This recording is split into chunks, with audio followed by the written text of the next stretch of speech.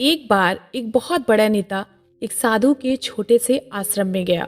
उसने साधु के बारे में बहुत सुना था, तो उसके मन में भी ख्याल आया कि एक बार जा कर के देखता हूँ कि लोग आखिर उसकी इतनी तारीफ क्यों करते हैं। जब वो उस आश्रम में गया तो वहां पर एक छोटा सा कमरा था जहां पर एक कालीन बिछी हुई थी। वहां पर कुछ लोग नीचे बैठे हुए थे और साधु सामने बैठे हुए थे और कुछ सवाल जवाब चल रहा था। वो नेता उस आश्रम में आया। उस नेता के साथ 4 अंगरक्षक भी थे और उसका ये रुतबा था कि वो जहां पर भी जाता लोग अपनी जगह से खड़े हो जाते और उसकी तरफ देखते ही हाथ जोड़ते थे। लेकिन यहाँ पर ऐसा कुछ भी नहीं हुआ।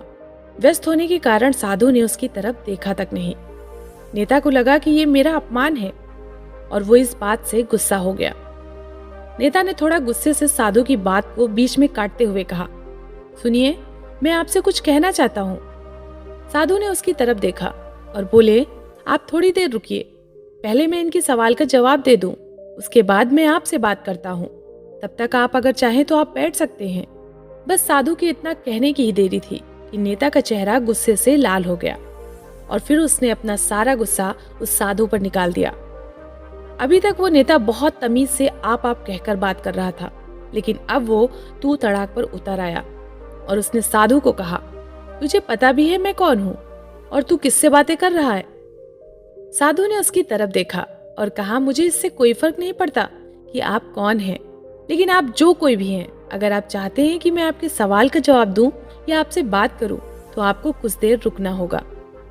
साधु के इतना कहते ही नेता गुस्से से पागल हो गया और वहीं सबके सामने चीखने चिल्लाने लग गया और कहने लगा, अब मैं तुझे तेरी असली औकात दिखाऊंगा।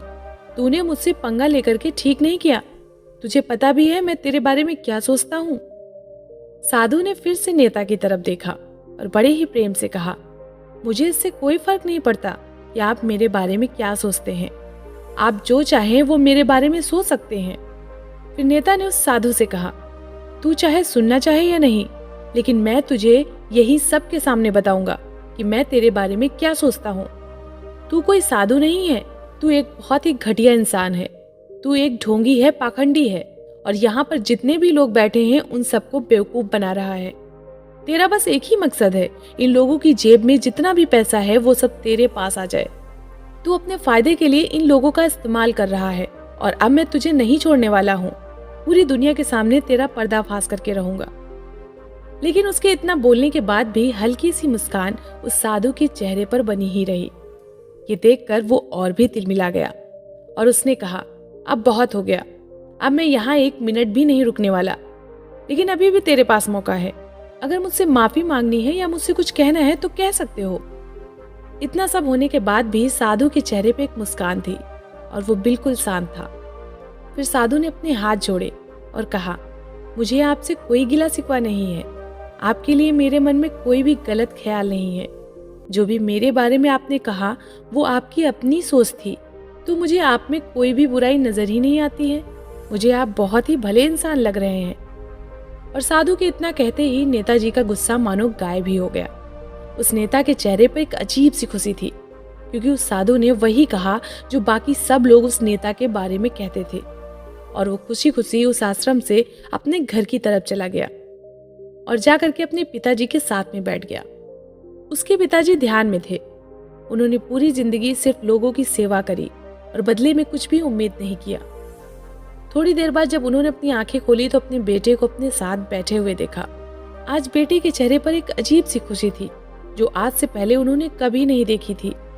पिता ने इसका कारण पूछा तो उस नेता ने अपने पिताजी से एक एक करके पूरी घटना के बारे में सब कुछ बता दिया कि आज क्या हुआ, किस तरह से वो आश्रम गया और वहां पर क्या हुआ, उसने क्या कहा और साधु जी ने क्या कहा।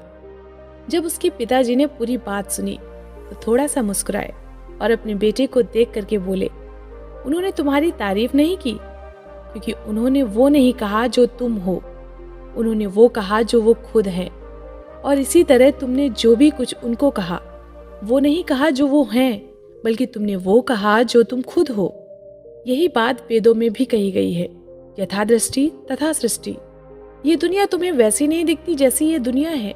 ये दुनिया वैसी दिखती है तुम्हें जैसे तुम खुद हो। जिसकी नजर जैसी है उसके लिए दुनिया वैसी ही है। तो अगर तुम अपनी दुनिया को बदलना चाहते हो तो उसका सिर्फ एक ही तरीका है, अपनी नज़र को बदलो। ऐसी ही एक और बड़ी ही रोचक कहानी है जो आपको सुननी चाहिए।